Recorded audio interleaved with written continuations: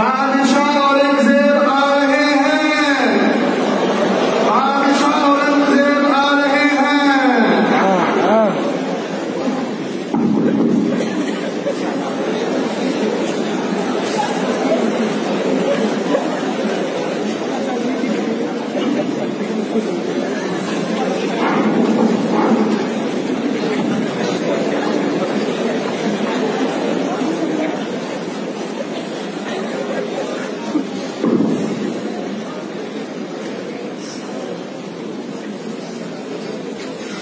السلام علیکم ورحمۃ اللہ وبرکاتہ۔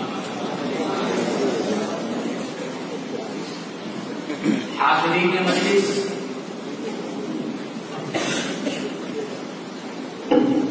جیسا کہ آپ سب کو معلوم ہے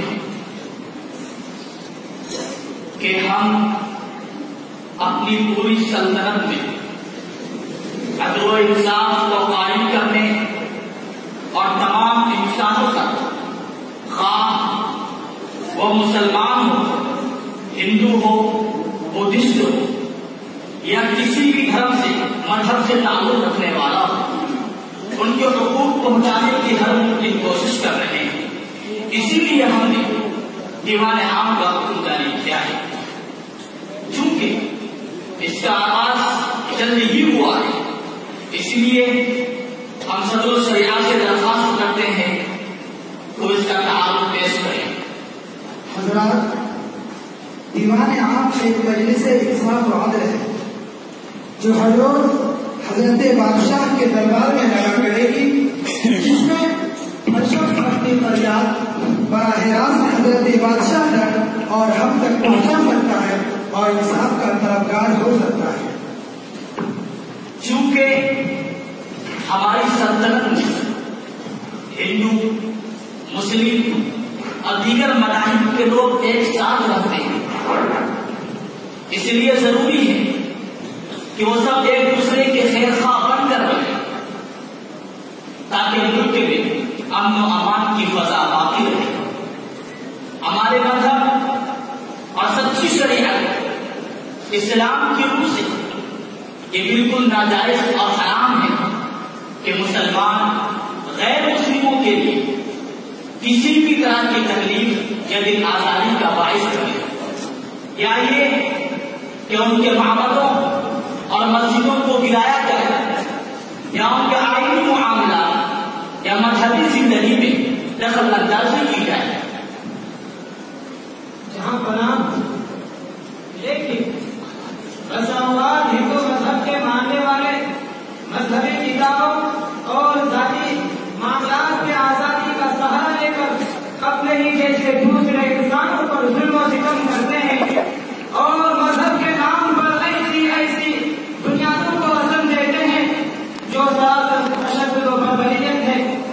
جیسے ہندو اپنی عورتوں کو ویدوا ہونے کے بعد انہیں اپنے پتی کے ساتھ آگ میں جھلس کر مر جانے کا حکم دیتے ہیں، تو کیا مذہب کے بنیاد پر برپا کیے جانے والے ظلم و ستم کے خلاف کوئی قانون سازی نہیں ہوگی؟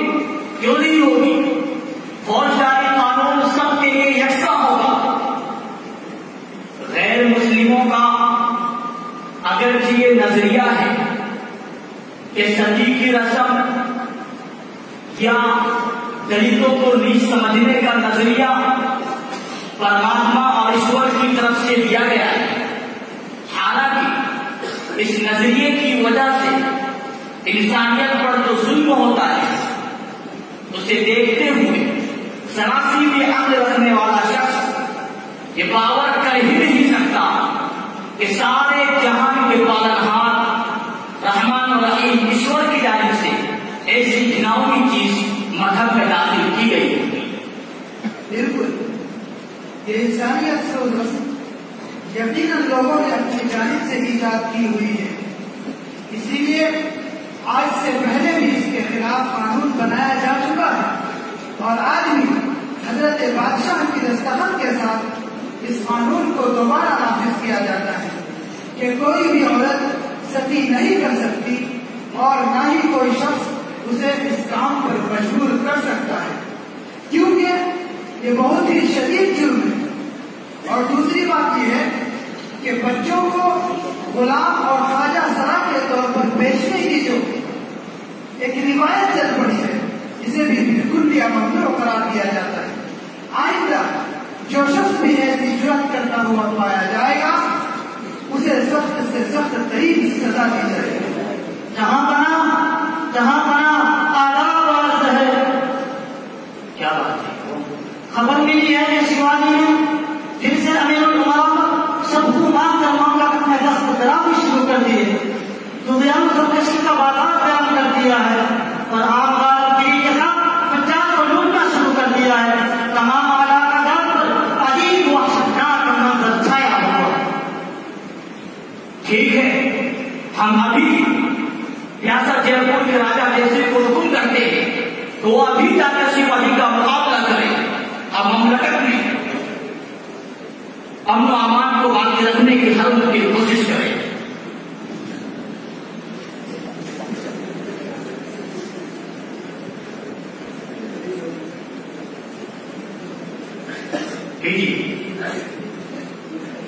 ٹھیک ہے جناب، میں بھی یہ پیغام ان کو پہنچا دیتا ہوں اور ضرورت پڑنے پر تو بندے ناچیز بھی ہمارا خدمت شاہ کے لیے حاضر ہے۔ جہاں پناہ ہمارے ہندو سماج میں ورن اور جات پات کی جو روایت ہے اس سے نچلے طبقے کے لوگ یہاں ایک مشہور و مقبول زندگی گزار رہے ہیں اور وہ انسانی حقوق سے محروم رہتے ہیں۔ اس لیے ہم آپ سے نویدن کرتے ہیں کہ اس سلسلے میں کوئی اقدام کریں۔ ہماری سلطنت میں ہر فرد یکساں اور برابر ہے اور انسانیت اور انسان ہونے کی حیثیت سے برابر اور یکساں سلوک کا مستحق بھی ہے۔ اس لیے ہم اپنی تمام رعایا سے درخواست کرتے ہیں کہ وہ بھی سب کو برابر سمجھے۔ کیا سر؟ بالکل۔ دراصل ابتدائی سے لوگوں نے اپنے لیے الگ الگ کام متعین کر لیے تھے اور پھر آگے چل کر اسے خاندانی پیشہ قرار دے دیا گیا۔ چنانچہ برہمنوں کے ذمے تعلیم و تدریس اور پوجا پاٹ، چھتریوں کے ذمے ملکی حفاظت اور ویشوں کے ذمے تجارت و حرفت کی ذمہ داری سونپی گئی۔